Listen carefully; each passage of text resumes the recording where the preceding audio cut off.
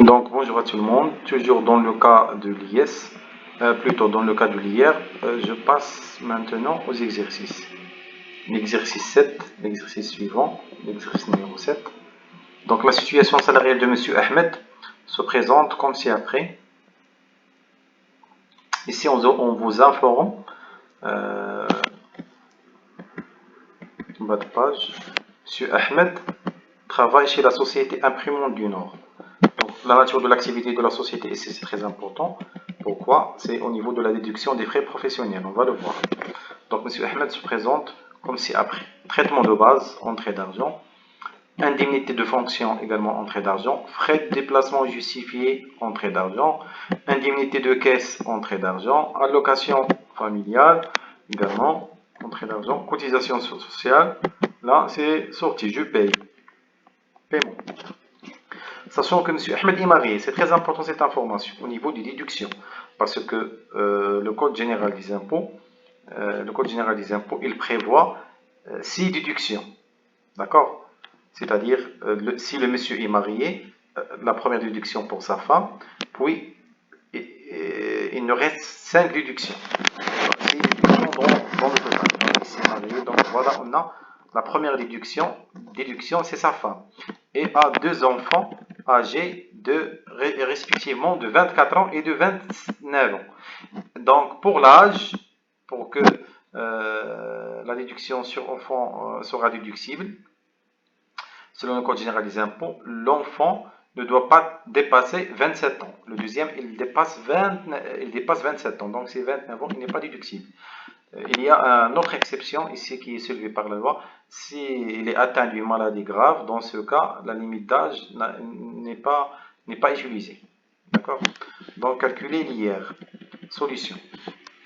Là, s'il vous plaît, ça c'est la formule de calcul qui sera toujours appliquée pour déduire l'IR salarial. Donc, le point de départ, c'est le salaire brut imposable égale le salaire brut moins les éléments exonérés.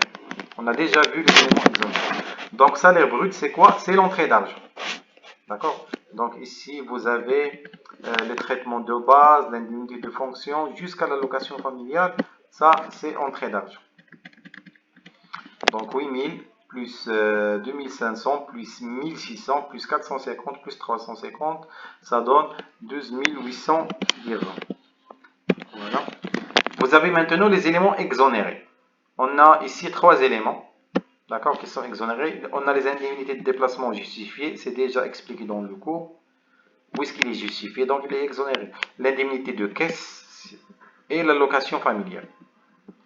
Donc 1600 plus 450 plus 350. Donc s'il vous plaît, au niveau de l'examen, on va se limiter à ces 3 types d'exonération. Il y a toute une liste qui est expliquée par la loi, par le Code général des impôts. Nous, on ne va pas entrer beaucoup dans ce détail.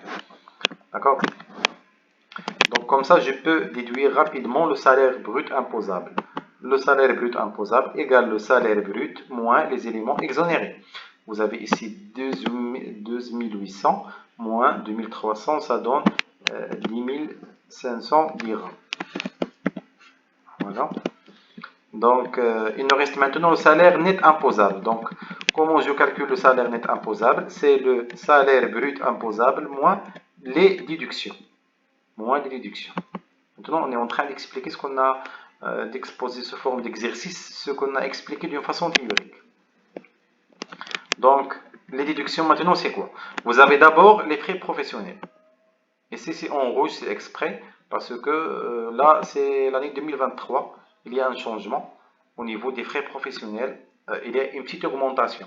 Donc, pour l'année 2023, tous les fonctionnaires et les salariés, ils ont constaté qu'il y a une petite augmentation qui varie entre 50 dirhams et 150 en fonction du revenu. Donc, 35%, c'est-à-dire il y a un gonflement des frais professionnels, et entre parenthèses, le SBI, le salaire brut imposable, moins avantage en argent et en nature. Donc ici, avantage en argent et en nature, on n'a pas d'avantage. Avantage en argent et en nature, participation aux frais scolaires, etc. etc. Ici, c'est 0. Donc, frais professionnels, 35%, les parenthèses, 10 500 moins 0. Ça donne 3675. Attention, il y a une limite. La loi ici, le Code général des impôts 2023, il prévoit la limite de il ne faut pas dépasser 35 000. Autrefois, pour le code général des impôts de 2022, il ne faut pas dépasser 30 000. Donc il y a une petite augmentation. Donc 35 000 sur 12. Pourquoi? Parce que les données ici sont mensuelles. On ne doit pas dépasser mensuellement. Les frais professionnels ne doivent pas dépasser 2916. Donc 2916 dirhams. Alors que nous, on a calculé 3675. Donc on va prendre seulement 2916. Pour les charges, pour les déductions, vous avez les frais professionnels. D'accord? Et vous avez également les charges sociales. Ça, c'est une donnée. Les charges sociales, vous avez les cotisations. C'est 500. Donc, salaire net imposable, c'est le salaire brut imposable moins les déductions. On a les 10 500, c'est déjà calculé, moins 2916. Je ne prends pas les 3675, moins 500. Ça donne 7084 dirhams par mois. Attention, les données ici, c'est mensuel. Donc maintenant, je calcule l'IR. Je passe l'IR à payer. L'IR à payer, je dois utiliser le barème. D'accord? Il faut chercher la tranche. 7084 dirhams. On a le barème. Voilà le barème annuel. Pour passer du barème annuel au barème mensuel, je divise par 12. Je divise les tranches. Et les sommes à déduire. Attention, il ne faut pas diviser les taux. D'accord? Donc, barème mensuel, je le divise par 12. Voilà donc, 7000, c'est dans cette tranche, c'est 34%. La somme à déduire, c'est 1433,33. Voilà donc, c'est 7043 fois 35% moins 1433. Ça donne 975,56. Ça, c'est l'IR calculé. L'IR à payer. L'IR à payer, c'est quoi? C'est l'IR calculé moins les déductions sur impôt. Donc ici, on a les déductions sur impôt. Là, il ne faut pas confondre entre les premières déductions. D'accord, ici. Et les deuxièmes déductions sur l'IR. D'accord? Donc, les déductions, le Code général des impôts de 2023 ou de 2022, donc il n'y a pas de changement à ce niveau-là. Il prévoit une déduction de 300 dirhams par année sur chaque personne en charge. Donc, il ne faut pas dépasser 6 déductions. Donc, le monsieur, une fois il est marié, ça c'est la première déduction, il lui reste 5 enfants. Donc, s'il dépasse 5 enfants, il n'a pas le droit de déduire. Donc, je dois diviser par 12. Ici, on a 2. Pourquoi ici, je l'ai multiplié par 2? Parce que sa femme est le premier enfant. Le deuxième, il est âgé de 29. Donc, je prends la déduction qui est 360 dirhams annuel, je le divise par 12. Fois 2, ça donne 60. Donc voilà l'IR à payer. C'est l'IR calculé, moins 60, ça donne 915,56. Donc ça, c'est le premier exercice. Voilà le barème annuel et le barème mensuel. On passe au deuxième exercice. Là, c'est la même chose par rapport au premier exercice. Sauf ici, on va ajouter le cas de l'achat d'appartement à crédit. Donc la situation mensuelle de M. Ali se présente comme ci-après. Donc, on a traitement de base, indemnité de fonction, frais de placement justifiés, indemnité de caisse, etc. Monsieur Ali, vous avez ici Monsieur Ali rembourse par prélèvement mensuel un prêt qu'il a contracté auprès d'un organisme bancaire pour l'acquisition d'un appartement d'une superficie couverte de 120 mètres carrés. Là, automatiquement, vous avez ici les conditions de l'appartement économique n'est pas respectées. Quelles sont les conditions? Le prix ne doit pas dépasser 250 000 dirhams et la superficie devrait varier entre 50 et 80 mètres carrés. Si l'une des conditions n'est pas respectée, automatiquement vous n'avez pas le droit de déduire et le principal et l'intérêt, seulement l'intérêt. Donc le prélèvement mensuel est de 2300 dirhams, dont 900 dirhams d'intérêt. Travail à faire, sachant que M. Ali est marié, voilà la première déduction, c'est sa femme, et a 2 enfants âgés respectivement de 24 ans et de 29 ans. Calculez l'IR. Là, on adopte un taux professionnel de 20% du Code général des impôts. On suppose que ce sont les données de 2022. Parce que, avec les données de 2022, il faut travailler avec le Code général de 2022. Avec les données de 2023, vous devez travailler avec le Code général des impôts de 2023. D'accord? Bien sûr, si je dis ici, c'est pas M. Ali, c'est, je sais pas, c'est Madame Sena, la femme contribuable. Si c'est la femme qui travaille, et si la femme elle a les charges d'enfants, donc elle a le droit de se présenter, de faire une demande auprès de l'administration, comme quoi c'est elle qui dépense pour ses enfants, et elle a le droit dans ce cas de déduire les charges qui sont en relation avec les enfants. Donc, on commence par la détermination du salaire net imposable. La même formule, salaire brut imposable égale salaire brut moins élément exonéré. Là, je passe rapidement. Salaire brut, c'est l'entrée d'argent, c'est le total. D'accord. Les éléments exonérés, on a ici indemnité de déplacement justifié, indemnité de caisse et allocation familiale. Ça fait 2650. Comme ça, je peux déterminer rapidement mon salaire brut imposable. C'est le SB, salaire brut moins élément exonéré. C'est 11 500. Je passe maintenant aux déductions. Là, attention, c'est 2022, donc le taux professionnel ici, on a seulement 20%. Les frais professionnels, vous avez SB, moins avantage en argent en nature. On n'a pas d'avantage ici. Les avantages en argent et en nature, frais de participation scolaire, etc. etc. Donc 20%, le salaire brut imposable moins 0, ça donne 2300. La limite, c'est 2500. Comment j'ai obtenu les 2500? C'est 30 000 que je divise par 12. C'est la première tranche de l'IR. 30 000, en principe, que je divise par 12, c'est 2500. Voilà, donc les charges sociales, on a 300 000.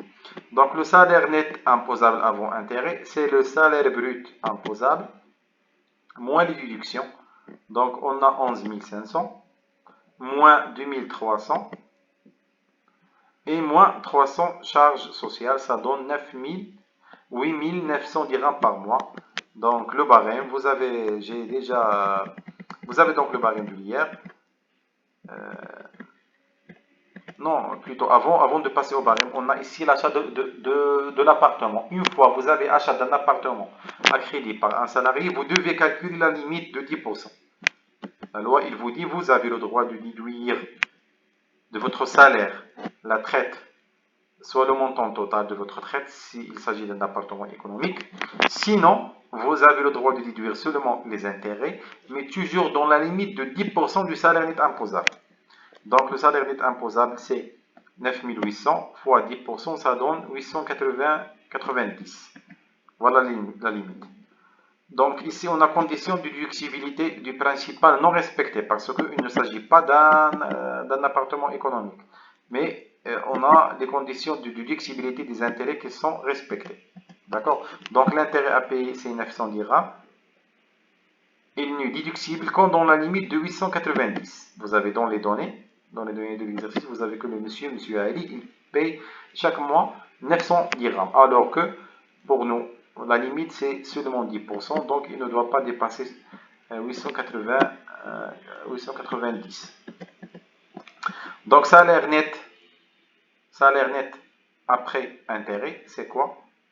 Vous avez le 11 500 qui est le salaire brut imposable, moins 2300, c'est les frais professionnels, moins 300 dirhams charges sociales, moins 890. La limite qui ne doit pas dépasser, c'est 890 qui représente 10% du salaire net imposable, conformément au Code général des impôts. Donc je passe maintenant au calcul de l'IR à payer.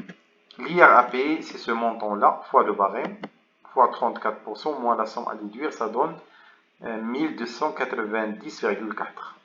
Donc l'IR à payer, la même formule, c'est l'IR calculé moins les déductions sur impôt. Monsieur Ali est marié, donc sa femme et les enfants. Donc on a 300 dirhams par année sur chaque enfant en charge. Donc mensuellement, j'ai le droit de déduire 60.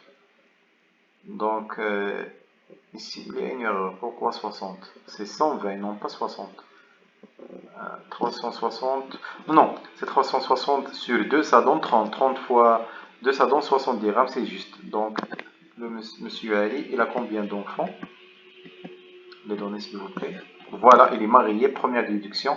Il a un enfant, 24 ans. Le deuxième, il a 29 ans. Donc, on a le droit de déduire que de déduction.